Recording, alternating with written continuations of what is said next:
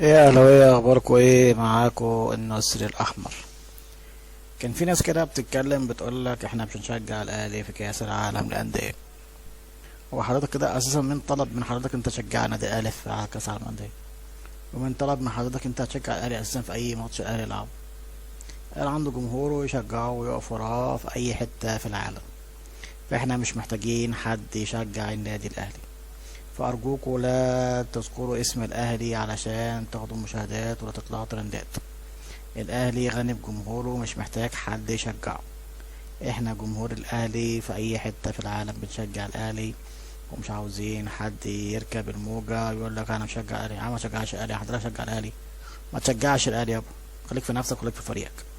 فده بس كان رد صغير على الناس اللي بتقول لك مشجع الاهلي، واحنا مش عايزينك تشجع الاهلي اساسا. احنا مش عايزينك اساسا يعني. خليك في فريقك.